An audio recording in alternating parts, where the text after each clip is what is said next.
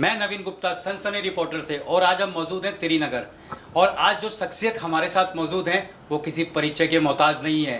तो आइए आपको हम ले चलते हैं सीधा सुनील कुमार गोयल जी के पास और उनसे जानेंगे उनके जो विशेष अनुभव हैं, क्योंकि वो एक कर्मठ नेता भी हैं और एक पार्टी के लीडर भी हैं और इसके साथ बहुत सारे समाज सेवा के लिए वो कार्य करते आए हैं। तो आइए अब हम चलते हैं सीधा सुनील कुमार गोयल जी से, उन्हीं से जानते हैं।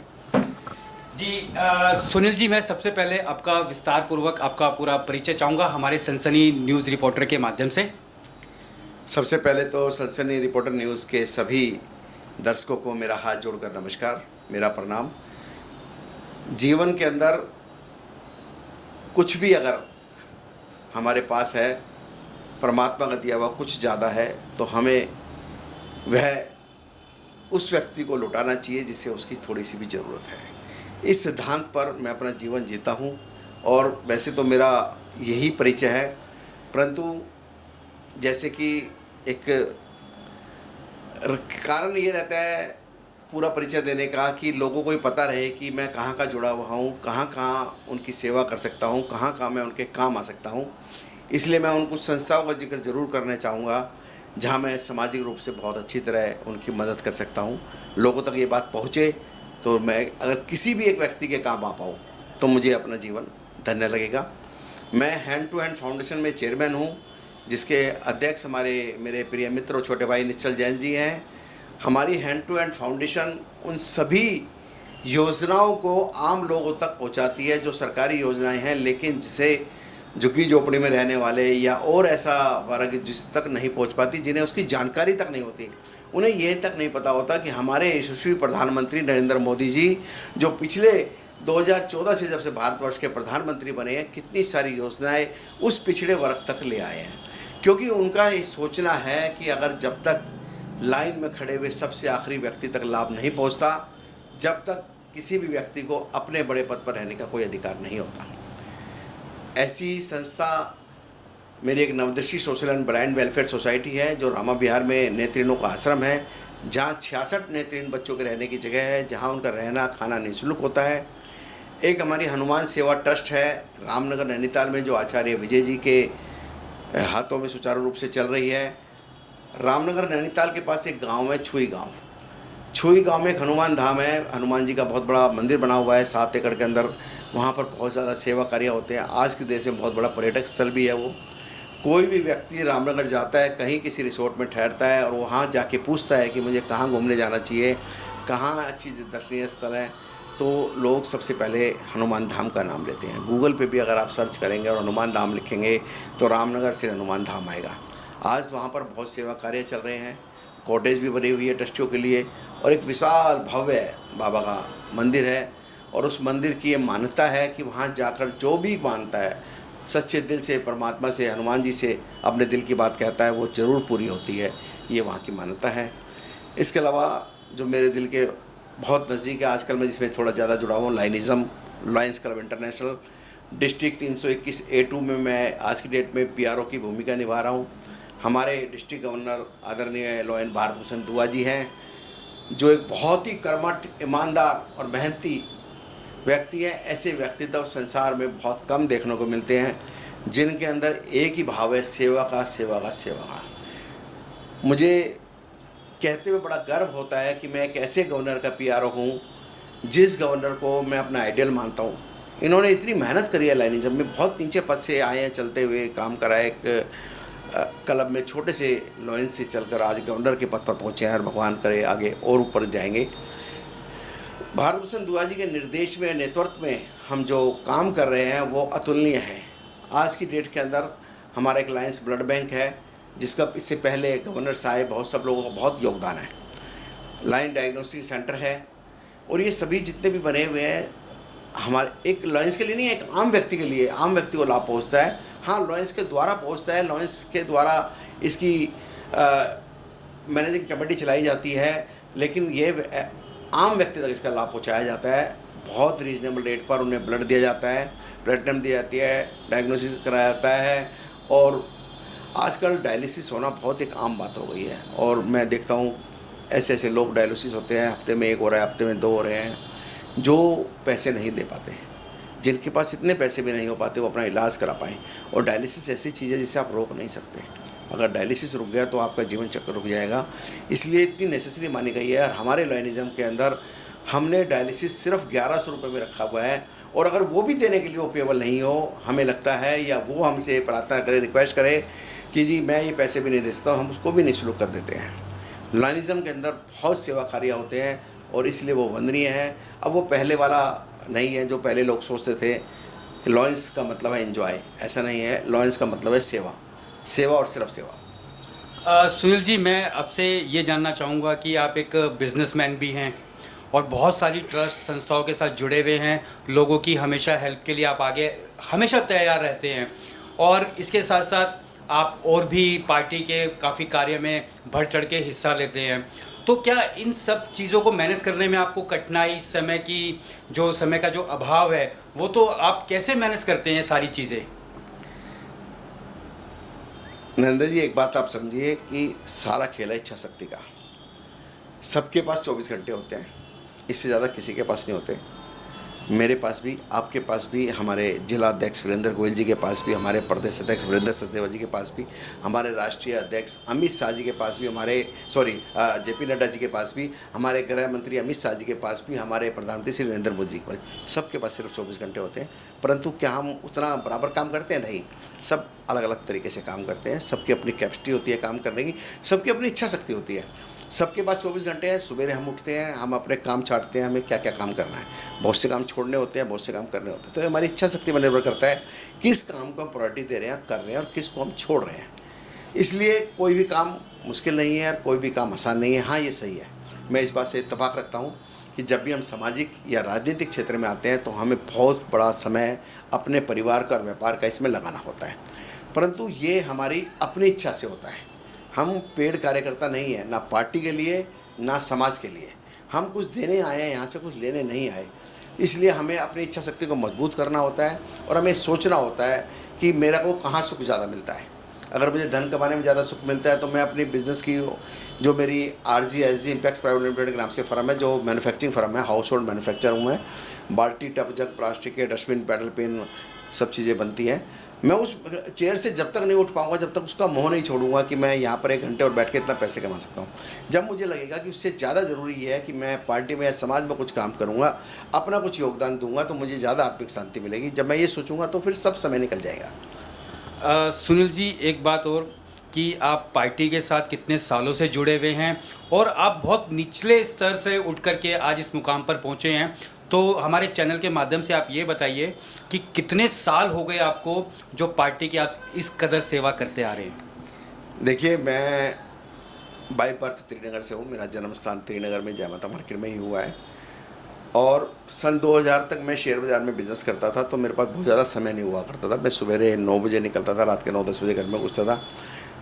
कॉलेज लाइफ से ही मैं शेयर बाज़ार में चला गया था जब मैं सेकेंड ईयर में था। तो फाइनल ईयर भी मैंने इवनिंग कॉलेज से करी थी। मेरे पास उस वक्त पढ़ाई के लिए भी टाइम नहीं था, परंतु बहुत कुछ सीखा शेयर बाज़ार से मैंने। मैं सामाजिक और राजनीतिक लाइन में आया हूँ 2000 में। मैंने भारतीय जनता पार्टी 2000 में ज्वाइन करी थी, जब मैं युवा मोर्चा त्रिनगर मंडल का उपाध्यक्ष बना था। फिर किसी कारणवश हमारे अध्यक्ष जी ने कार्य करने में क्षमता दिखाई थी, उन्होंने अपना रिजाइन कर दिया था। तो मैं कार्यकारी अध्यक्ष युवा मोर्चा में 1.5 से 2 साल रहा था उस वक्त। उसके बाद धीरे धीरे आगे बढ़ते रहे। मैं मंडल में 3 अध्यक्षों के साथ महामंत्री भी रहा। डॉक्टर रामकिशन बोसा जी जब मंडल अध्यक्ष थे, उन्होंने मुझे अपना महामंत्री बनाया। उसके बाद सुनील जैन जी हमारे मंडल अध्यक्ष थे, उन्होंने अपना महामंत्री बनाया। फिर छबिल दास जी जब मंडल अध्यक्ष बने, उन्होंने भी मुझे अपना महामंत्री बनाया। तो मैंने मंडल में महामंत्री के तौर पर काफ़ी काम करा। फिर मैंने ज़िले के अंदर भी बहुत काम करा। मैं ट्रांसपोर्ट प्रकोष्ठ में ज़िला संयोजक था। मैं 2 टर्म में रहा, 6 साल मैंने वहाँ भी काम करा। वर्तमान के अंदर मैं भारतीय जनता पार्टी में सह संयोजक हूँ, सहकारी प्रकोष्ठ दिल्ली प्रदेश के अंदर, जिसमें हमारे संयोजक रवि खरगिया जी हैं। और अभी नए प्रदेश अध्यक्ष आ गए, हमारी नई टीम बनेगी, नए नाम अनाउंस होंगे। तो जो भी नेतृत्व के द्वारा आदेश होगा वो स्वीकार्य होगा। जहाँ तक सेवा कार्य का है, मैं बूथ से जुड़ा हुआ हूँ, एक साधारण सा कार्यकर्ता मानता हूँ अपने आप को। जब मैं मंडल का महामंत्री था तो हमारे विधायक जी थे आदरणीय नंदकिशोर गर्ग जी, उन्होंने मुझसे कहा कि सुनील, अब तुम मंडल के महामंत्री बन गए हो, त्रिनगर को संभालो। कहाँ आप अपने जय माता मार्केट के बूथों पे रहते हो? मैंने कहा सर जो आप आदेश देंगे मैं करूँगा, पर मैं इन बूथों को नहीं छोड़ना चाहता। मैंने इन बूथों पे 23 साल मेहनत करी है। अब ठीक है, काफ़ी परिवर्तन आ गया। जय माता मार्केट के अंदर भी बहुत से लोग छोड़ के चले गए हैं, बहुत से नए आ गए हैं। उन पर भी धीरे धीरे काम हो रहा है और बहुत जल्द वो सब भी अपने संपर्क में हो जाएंगे। परंतु मैंने इन बूथों पे बहुत काम करा है। बूथ स्तर पे काम करने का सबसे बड़ा फ़ायदा क्या होता है कि एक आम व्यक्ति से आपका जुड़ाव हो जाता है। आपको ये पता रहता है कि वो आपके बारे में क्या सोचता है, आपकी पार्टी के बारे में क्या सोचता है, आपके नेताओं के बारे में क्या सोचता है। इस चीज़ के पता लगने के बाद आप उसके माइंडसेट को चेंज कर सकते हैं, उसे समझा सकते हैं, बता सकते हैं कि क्या उसको गलतफहमी है भारतीय जनता पार्टी के बारे में, भारतीय जनता पार्टी के नेतृत्व के बारे में, भारतीय जनता पार्टी की काम करने के तरीके के बारे में। इससे मुझे बहुत ज़्यादा फ़ायदा मिला है नीचे काम करने से। सुनील जी, मैं अब ये तो हो गई पार्टी और आप पार्टी के कार्यकर्ता, नेता, लीडर जो भी कहें, लेकिन मैं आपसे एक आम नागरिक के तौर पे ये जानना चाहूँगा कि दिल्ली में अरविंद केजरीवाल की सरकार है, तो क्या आप अरविंद केजरीवाल के काम से संतुष्ट हैं कि मोहल्ला क्लिनिक खोल तो बहुत सारे दिए, और वहाँ पर हमें भी सुनने को मिलता है कि कुछ क्लिनिक चल रहे हैं, कुछ क्लिनिक नहीं चल रहे, तो उसके बारे में आपकी क्या प्रतिक्रिया है? देखिए नरेंद्र जी, मैं आपको सबसे पहले ये बताऊं कि जो अरविंद केजरीवाल जी थे, जो इन्होंने रामलीला मैदान में अनशन करा था अन्ना हजारे जी के साथ, दुर्भाग्यवश, मैं दुर्भाग्यवश वर्ड इसलिए कह रहा हूँ कि जीवन में बहुत से हमें ऐसे निर्णय लेना पड़ते हैं जिसके परिणाम बताता है कि वो सही थे या गलत थे। वो निर्णय मेरा व्यक्तिगत रूप से बहुत गलत था। मैं भी उसमें सहभागी बना था उनकी सेवा करने में, चाहे इसकी तरफ से मुझे संघ की तरफ से आदेश था, पार्टी की तरफ से आदेश था। उस वक्त सबको लग रहा था कुछ ये बदलने आया है, इनके भोजन कराना, इन तक भोजन पहुंचाना, हमने काफ़ी मदद करी। परंतु जो कुछ देखने में आया, जो कुछ समझने में आया, इतना ज़्यादा ख़तरनाक है, इतना ज़्यादा ख़तरनाक है, आज सोचकर भी घृणा सी होती है कि हम किस दौर में जा रहे हैं। कितना झूठ बोलते हैं, कितने हमने मुखौटे अपने चेहरे पर लगा रखे हैं। क्या जनता सिर्फ बेवकूफ़ बनने के लिए है? क्या जनता को झूठे लालच देकर, छोटे लालच देकर आप अपनी राजधानी का, अपने देश का नुकसान कर सकते हैं? क्या इस हद तक आप जा सकते हैं? क्या पैसा और पावर आपके लिए इतनी ज़रूरी है कि आप देशद्रोह तक कर जाएं? अभी आपने ध्यान होगा, आपको किसान आंदोलन हुआ था, उसकी जांच चल रही है, बहुत सारे फैक्ट सामने आ रहे हैं। खालिस्तानियों का उसमें बहुत ज़्यादा दखलंदाज, आप सबको पता है, आप मीडिया से जुड़े हुए हैं। और पंजाब में जब सरकार बनी उसमें खालिस्तानियों का बहुत दखलंदाज रहा, और अब आपको देखने को मिल रहा है कि खालिस्तानियों का पंजाब में प्रभाव बढ़ रहा है। और एक पंजाब बॉर्डर कंट्री है। दिल्ली का तो जो नुकसान हुआ, नरेंद्र मोदी जी अपने दूरदर्शिता से उसको सुधारने में लगे हुए हैं। देखिए, मैं बीच में एक बात कहता हूँ, मुझे बड़ा याद आई, सुप्रीम कोर्ट ने ऑर्डर करा कि भाई राज्यपाल से कि भाई कुछ सख्ती इन्हें भी दी जाए, इन्हें जनता ने चुन के भेजा है, ये भी कुछ काम करेंगे। ऑर्डर के 24 घंटे के अंदर अंदर जितने उनके ऊपर आरोप लगे थे, सारी फाइलें गायब हो जाती हैं। वो सारे अफसरों का ट्रांसफ़र हो जाता है जो अफसर उसकी जाँच करने में लगे हुए थे, ईमानदार अफसरों का। सोच सकते हैं आपकी कितनी खतरनाक स्थिति थी। क्यों नरेंद्र मोदी जी, हमारे यशस्वी प्रधानमंत्री जी को एक बिल लेके आना पड़ा और दिल्ली सरकार की शक्ति को कम करना पड़ा? क्या इसलिए कि दिल्ली सरकार की शक्ति कम नहीं, सिर्फ इसलिए कि उन शक्तियों का दुरुपयोग रोका जा सके जो बहुत ज़्यादा अरविंद केजरीवाल सरकार कर रही थी। आप सब जानते हैं, उनके 2 मंत्री आज जेल में हैं। एक मंत्री को भी जमानत मिली है, दूसरे को जमानत भी नहीं मिली, और जिसको जमानत मिली है वो भी सेहत के आधार पर मिली है, इसलिए नहीं मिली कि वो बेकसूर है। ये सब देखकर बहुत अजीब लगता है। कभी कभी राजनीति से भी नफरत होती है। क्या ऐसी राजनीति करने के लिए हम अपना व्यापार और परिवार का समय समाज में लगा रहे हैं? बिल्कुल नहीं। हम ऐसी राजनीति नहीं करना चाहते। मैं भारतीय जनता पार्टी से सिर्फ इसलिए नहीं जुड़ा हुआ हूँ कि मैं कोई अंधभक्त हूँ भारतीय जनता पार्टी का। मैं भारतीय जनता पार्टी की कार्यशैली से, राष्ट्रभक्ति से, देश प्रेम से, हिंदू प्रेम से बहुत ज़्यादा प्रभावित हूँ। सभी लोग आरोप लगाते हैं कि भारतीय जनता पार्टी हिंदू मुस्लिम करती है। सच्चाई ये नहीं है मेरे दोस्तों। भारतीय जनता पार्टी के यशस्वी प्रधानमंत्री, भारत के प्रधानमंत्री आदरणीय नरेंद्र मोदी जी ने हमेशा सबका साथ, सबका विकास का है। पिछले 70 सालों से कांग्रेस और कांग्रेस के सहयोगी दल हिंदू मुस्लिम के नाम से लड़ा रहे थे। आज मैं अपने मुस्लिम भाइयों से पूछना चाहता हूँ, मुझे बताएं कि 70 साल में किस सरकार ने उनके लिए क्या करा है? क्या सिर्फ उन्हें वोट बैंक बना के नहीं छोड़ दिया है? क्या उनके लिए कोई योजना लाए हैं? हाँ, उनको अनुचित लाभ पहुँचाए गए हैं गलत तरीके से। वो भी कुछ लोगों तक जो उनके नेता हैं, जिनके बच्चे आज विदेशों में पढ़ते हैं, आम मुस्लिम को उसका कभी लाभ नहीं पहुंचा। अगर आप आम मुस्लिम भाई की बात करेंगे तो पिछले 9 वर्षों में जितना लाभ मुस्लिम भाइयों को पहुंचा है पिछले 70 सालों में नहीं पहुंचा। मैं ये बात बड़े दावे से कह रहा हूँ, बड़ी जिम्मेदारी के साथ कह रहा हूँ।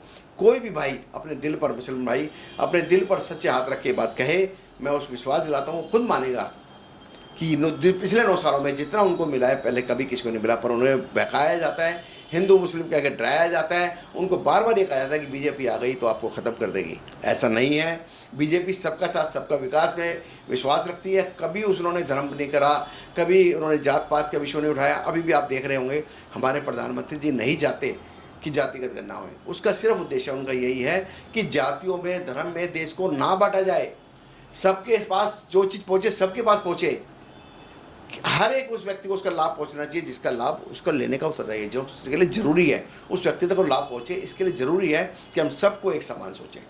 समान नागरिक का कानून आ रहा है, उसका भी रीज़न यही है, कारण यही है, सब एक समान होए, किसी को किसी धर्म में ना बांटा जाए, किसी को किसी जात पात में ना बांटा जाए, जिसको भी ज़रूरत है उस तक उसका लाभ पहुँचे, हर एक व्यक्ति तक उसका लाभ पहुँचे। अभी क्या हो रहा है, मैं आपको एग्जाम्पल देता हूँ। केजरीवाल जी ने बस फ्री कर दी महिलाओं के लिए। क्यों जी? जो महिलाएं पेड नहीं कर सकती बस का किराया, उनको ज़रूर फ्री होनी चाहिए। मैं भी उसके हकदार हूँ, मेरी पार्टी भी उसकी हकदार है। परंतु होता क्या है, 5,000 का पर्स मेरे हाथ में है महिला के, और 5 रुपये की टिकट वो नहीं ले रही क्योंकि आपने फ्री कर रखा है। वो भी इंजॉय कर रही हो उस 5 रुपये का और आप भी इंजॉय कर रहे हो। नुकसान किसका हो रहा है? टैक्स पेयर का। अनुचित नुकसान है। मैं इसको बिल्कुल भी इसका समर्थन नहीं करता।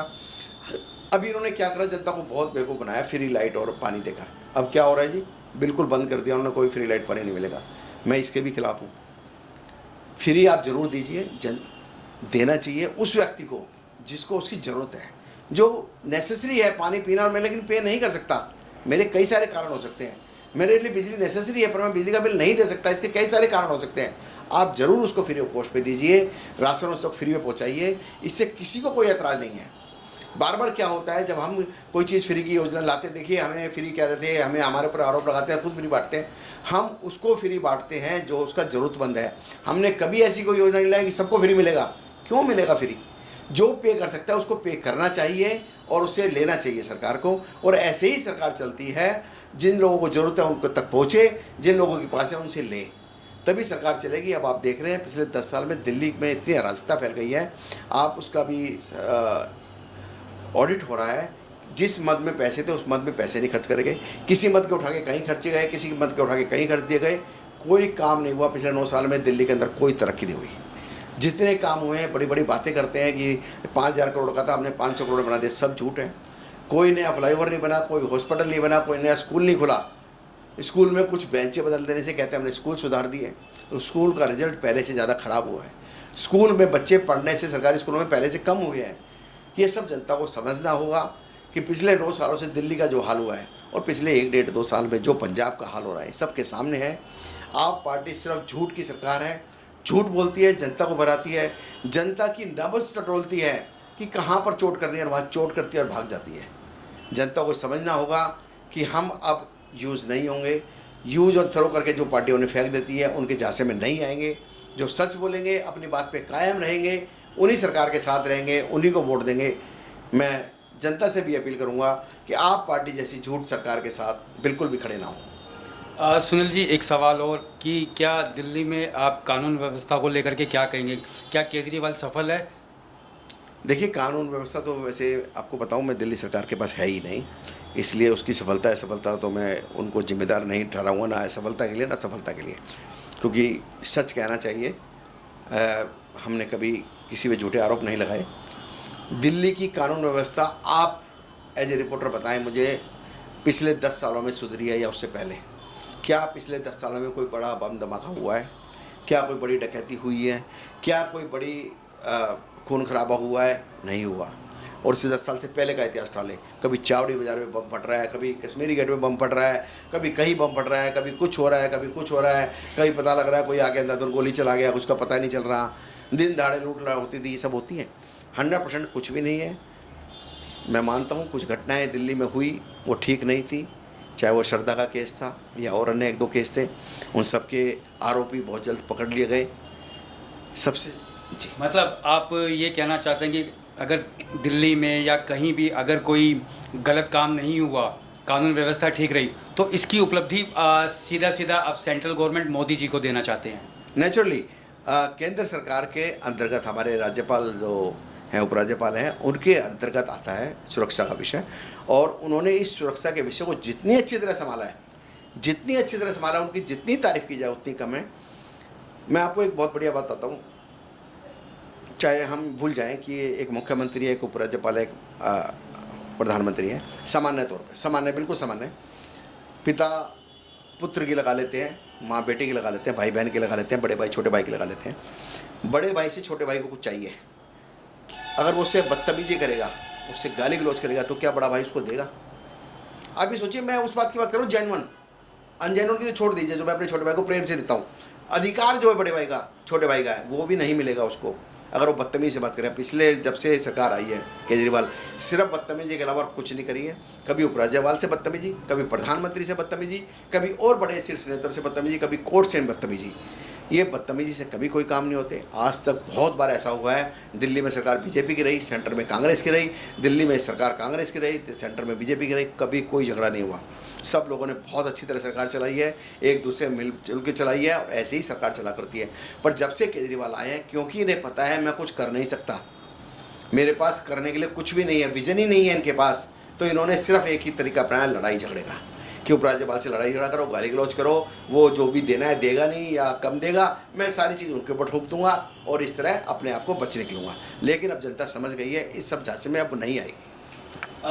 मैं हमारे दर्शकों को बताना चाहूँगा कि अभी हम सुनील जी से एक आखिरी सवाल करेंगे, और वो है 2024 के इलेक्शन के बारे में। सुनील जी, 2024 में अभी इलेक्शन आ रहा है, तो उसमें आपको कौन नज़र आता है सत्ता के अंदर एक बार फिर से? देखिए, 2024 में निसंदेह भारतीय जनता पार्टी के यशस्वी प्रधानमंत्री आदरणीय नरेंद्र मोदी जी भारी बहुमत से जीत कराएंगे। पिछली बार से ज़्यादा वोटें उन्हें मिलेगी। हम एनडीए के पार्ट हैं और एनडीए ही जीत कर आएगा, परंतु फिर भी मैं बड़े विश्वास से आपके साथ कह रहा हूँ कि भारतीय जनता पार्टी अकेले अपने दम पर बहुमत ला के दिखाएगी। इसका एक बहुत बड़ा कारण है। मैं जो इतनी बड़ी बात आपसे कह रहा हूँ, ये ऐसे ही नहीं कह रहा, मैं आपको पहले ही बता चुका हूँ, बहुत नीचे स्तर पर मैं जुड़ा हुआ हूँ लोगों से, और एक एक व्यक्ति से बात करता हूँ। कुछ मेरा स्वभाव भी है, कहीं ऑटो में जा रहा हूँ तो ऑटो वाले से बात कर लिया, और भाई क्या चल रहा है, कैसे चल रहा है। कैब में जाता हूँ, कैब वाले से बात करने लग जाता हूँ। बिजनेस में मेरी बाहर से पार्टी आती है, उनसे बात करने लग जाता हूँ, भाई आपकी स्टेट में क्या चल रहा है, क्या चल रहा है। एक एक व्यक्ति बताता है, उसे नहीं पता कि मैं भारतीय जनता पार्टी का कार्यकर्ता हूँ, मैं भारतीय जनता पार्टी से जुड़ा हुआ हूँ। वो एक आम व्यक्ति की तरह मेरे से बात करता है, और मैंने सबके दिल को टटोला है। सब लोग ये कहते हैं कि Narendra Modi is the best. कार्यकर्ता नहीं है, दूसरी पार्टी के कार्यकर्ता हैं, वो भी कहते हैं कि भाई चाहे हम किसी भी पार्टी को समर्थन करते हैं, पर हम चाहते हैं केंद्र के अंदर प्रधानमंत्री नरेंद्र मोदी जी ही बन के आए। आपको अगर मैं सच्चाई बताऊं, आप पार्टी के कांग्रेस के बड़े बड़े नेताओं से बात कर लो। मैं बड़े नेता वो नहीं कह रहा जो केंद्र में बैठे हुए, वो तो झूठी बोलेंगे, सच कभी बोलते नहीं। जो नेता दिल्ली स्तर पे, स्टेट के स्तर पे, वो भी कहते हैं कि जो काम अब हो रहा है, जो मान सम्मान विदेश में हमें अब मिलता है, एक विधायक के तौर पे, एक एमएलए के तौर पे, एमपी के तौर पर बाहर जाने पहले कभी नहीं मिला। एक आम नागरिक को जो सम्मान अब मिलता है बाहर जाने पर, एक भारतीय कहने पर, वो पहले कभी नहीं मिला। इसका सिर्फ एक ही कारण है कि हमारे यशस्वी प्रधानमंत्री की इच्छा शक्ति बहुत बड़ी है। उन्होंने अपने लिए कभी कुछ नहीं करा, अपने परिवार के लिए कभी कुछ नहीं करा। उन्होंने जो कुछ करा है देश के लिए करा है। उनके लिए देश सर्वोपरि है, देश का संविधान सर्वोपरि है। और जब ऐसे निष्पक्ष निस्वार्थ व्यक्ति सत्ता संभालते हैं तो उस देश का भला होकर ही रहेगा। अब बहुत सारी कहानियाँ आती है, कितनी सच है कितनी झूठ मैं नहीं उसमें नहीं पढ़ता, परंतु अगर आप उन्हें देखेंगे सुनेंगे तो आप पाएंगे कि सत्य लगता है कि एक योगी ऐसा आएगा, हिमालय में रहा हुआ, जिसने हिमालय में तपस्या करी होगी, देश को सुधारेगा, विश्वगुरु बनाएगा भारत को, सब सच होता लगता है। और बहुत जल्द आप पाएंगे भारत की अर्थव्यवस्था तीसरी सबसे बड़ी अर्थव्यवस्था बनने जा रही है। भारत ऊपर के 2-3 देशों के अंदर आने वाला है। सभी देश आपके आगे नतमस्तक होने वाले हैं। वो ये मानने वाले हैं कि एक भारतीय ईमानदार है, मेहनती है, क्योंकि उसका प्रधानमंत्री ईमानदार और मेहनती है। जब प्रधानमंत्री मेहनत और ईमानदारी से काम करता है तो हर नागरिक का मान सम्मान बढ़ता है। और मैं इसीलिए सभी भारत के नागरिकों से कहना चाहूँगा, एकजुट होकर, बिना धर्म के, बिना जात पात से अपने प्रधानमंत्री नरेंद्र मोदी जी के हाथ मजबूत करें और विश्वास करें आप उन्हें जो कुछ भी देंगे बहुत बड़ा, बहुत गुना पलट कर आपको मिलेगा। बहुत बहुत धन्यवाद सबका। चलिए, ये थे हमारे साथ सुनील कुमार गोयल जी, जो बहुत सारे ट्रस्ट के साथ जुड़े हुए हैं सामाजिक तौर पे, और हमेशा लोगों की हेल्प के लिए हमेशा बढ़ चढ़ कर हिस्सा लेते हैं। और इसके साथ बीजेपी पार्टी से भी जुड़े हुए हैं और 20-22 सालों से ये लगातार पार्टी की सेवा कर रहे हैं। और इसके साथ ये एक बहुत बड़े बिजनेसमैन भी हैं। तो इनसे जो वार्तालाप हुई हमारी बहुत अच्छी और सक्सेसफुल हुई, और हमारे चैनल के माध्यम से हम इनसे फिर दोबारा जल्द मुलाकात करेंगे। शुक्रिया, धन्यवाद। सनसनी रिपोर्टर से नवीन गुप्ता, कैमरामैन चंदन शर्मा के साथ।